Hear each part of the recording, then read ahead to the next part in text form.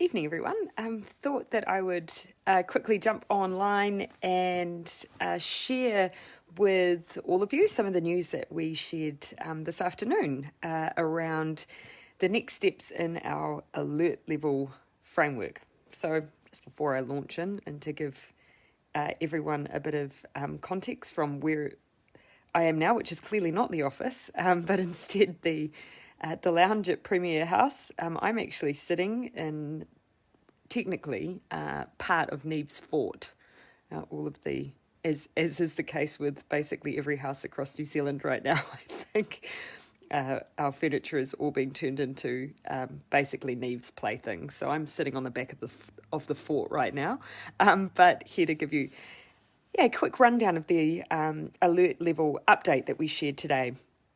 So many of you will remember that the very first moment that we moved into the alert level system, just grabbing my prop of what that looks like, you'll remember, many of you will remember this. And this was the way that we explained that we would make decisions depending on how bad COVID was in New Zealand at any given time and what our risks were around community transmission, what kind of restrictions we would then need to have. And so, of course, we're sitting at alert level 3 now, and that hasn't changed, by the way. But whenever we're preparing for the future, we always set out what the next level will look like in a little more detail. So that framework is already out there.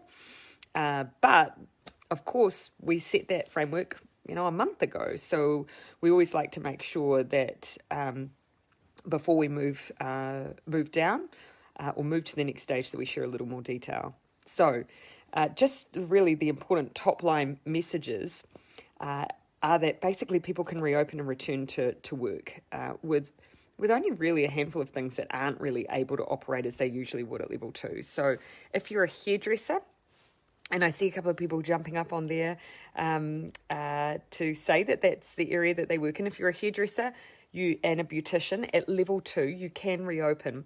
But we do need to treat those professions just a little more differently than others. Of course, for the most part, we're still saying to people, try and keep your distance. When you're out and about and you're passing, say, strangers in the street, stick to keeping those couple of meters between you, because those are being designed in case someone is sick and isn't following the rules of staying home, that if you're in close proximity to them, then that's a problem, because if someone's unwell, it's much easier for them to spread it to you if they're close. So if you're with strangers, keep your distance. But if you're in your place of work, we can cope with less distance because we can contact trace. But for things like beauticians and hairdressers, really hard to keep social distance when you're cutting someone's hair or giving someone a facial. So for you, we're asking that you use PPE or personal protective equipment. And so that obviously raises the question for some, and I just saw a message go up asking, where will we get that PPE from? We, of course, do have manufacturers in New Zealand, at least, for instance, surgical face masks. And so I've asked our team, who have been helping provide all of the information on the COVID website, to make sure we put out information to those who will need to be able to access some of that kit to be able to help them find it and locate it. Because obviously not every retailer is stocking it, although I'm told today that the pharmacy locally here is again, so that suggests to me it should hopefully be back on people's shelves. So that's a really big shift when we do eventually get there. It means retail will be open, but they need to make sure that they are managing social distancing, and that, of course, they're keeping good hygiene practices on all common surfaces that are used and touched regularly.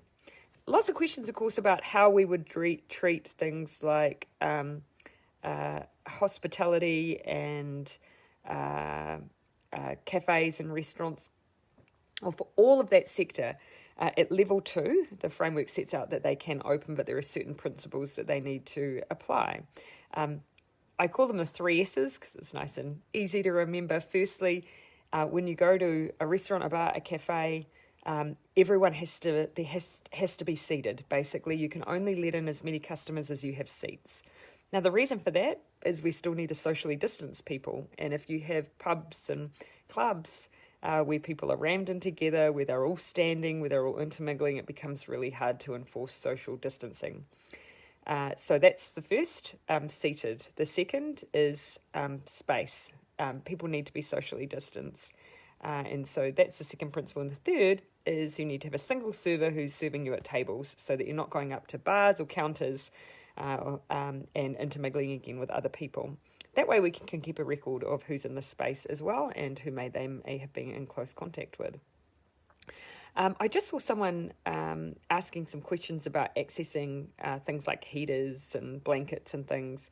Yes, that would, of course, that will all be accessible because retail will be. And Lara's asked, will things like personal counselling be okay? And the answer is yes. All of those services are able to reopen again, but we ask them to apply all of the public health measures that we've been putting out, keeping your distance, making sure people are frequently hand washing, and making sure that we continue to clean frequently used surfaces and so on. Of course, I've got the question here. Jennifer, you said you're a hairstylist. Are we needing our clients to wear their mask or just the hairstylist? The answer is, Jennifer, technically, either having all the clients or the hairdresser. But the decision we talked about was actually it's easier to communicate if we're actually having the hairdressers, because you've always got to make sure that they're applied correctly. And they do need to be, if they're a surgical mask, changed quite frequently. And so having one person getting used to using them and making sure that they're thinking about how they're using them is probably a bit easier than having all of clients do that. So ultimately, though, that's what we're asking. When it comes to your bubbles at level 2, when we get there, you are able to start seeing other people, friends and family, but remembering again that what we want to avoid are lots of close proximity, lots of physical contact still at this stage. So not having large events and things like that is still going to be key. So we're saying don't have big parties at home because we still need to make sure that people are keeping their distance. I saw someone just ask about coaching of sports. Yes, things like sports can resume. We're asking all the different codes to help work up just some guidance on how people can manage the resumption of sport, because yes, we'll have people in closer proximity playing sport, but actually we want to keep spectators spaced out and a lot of distance, and things like netball courts can be a bit congested. So we're just working through how those things will work. Someone's just asked a question about swimming pools and why they would be opened. I think because they raised the question about kids accessing swimming pools. Again, I think the really important point here is that we wouldn't move and we won't move to level 2 unless it is safe to do so. And we would only do that, of course, if we really have that sense that we have the virus under control. And so therefore, we'll only be sending children back into schools and so on if we believe it is safe to do so.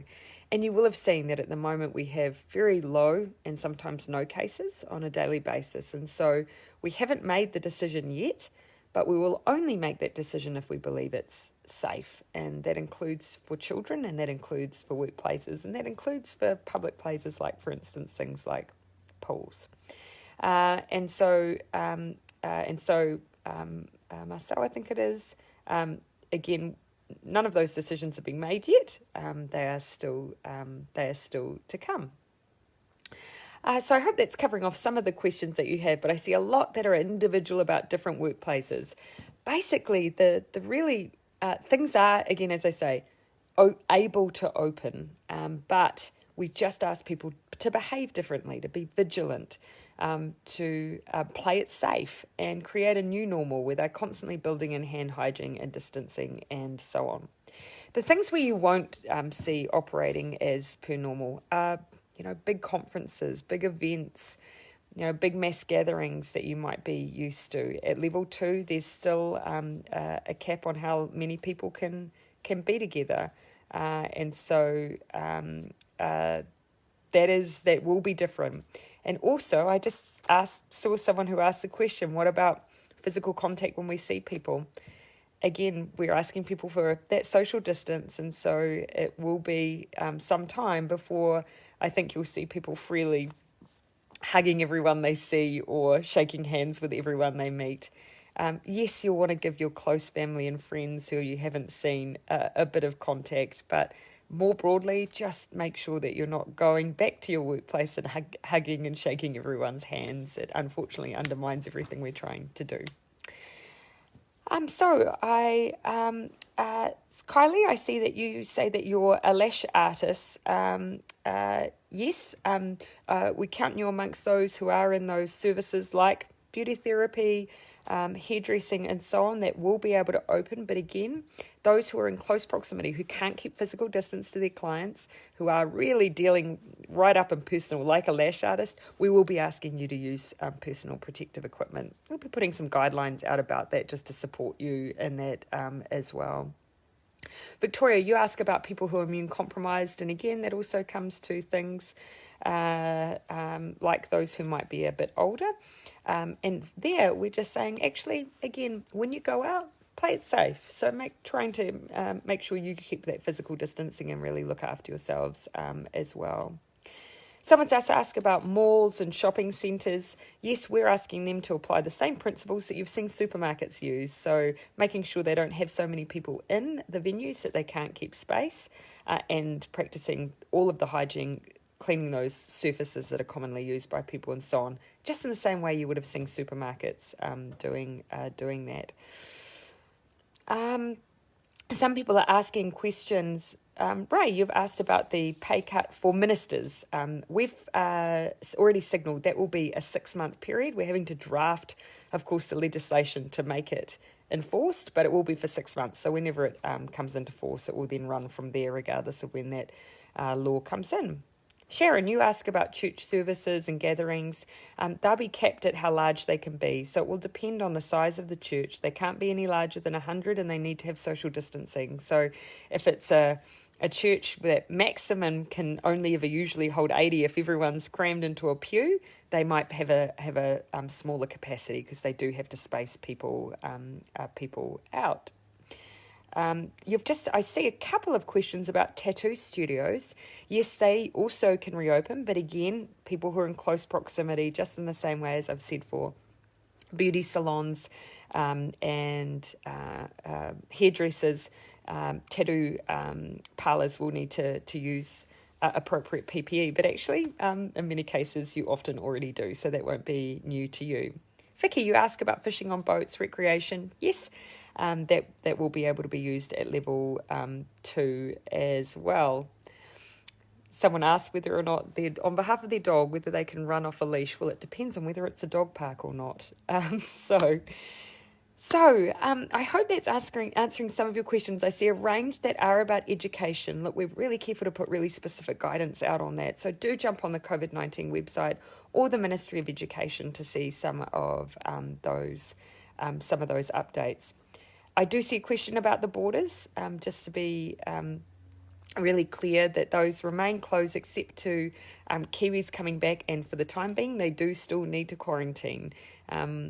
Whilst the numbers coming in at the border are relatively low, we are still seeing COVID cases come in at the border. So it's been a really important part of our strategy to stamp out COVID has been the management at the border. Sorry if I haven't managed to answer all your questions. Tim's asking me what I'm reading at the moment. Obviously, Harry McCleary's always on the list. I can tell you that actually what I'm reading at the moment is mostly contained in here. That's the trusty briefcase that follows me everywhere. So I'll be reading what's in there tonight. And on that note, I should probably get back to it. Thank you for joining me, everyone. I see still lots of questions, so feel free to jump on the COVID-19 website. My final reminder to everyone is we are not there yet. Stick with it, stick with the plan, and we very much hope that we will be in a position to move to alert level 2 if we continue on a really solid trajectory, as long as we continue to win this battle. But it is not over yet. So please stick with it, everyone. Everyone's doing incredibly well, but we just need to stick with the plan. Thanks, everyone. Thanks to the team of 5 million. And I'll talk to you again soon.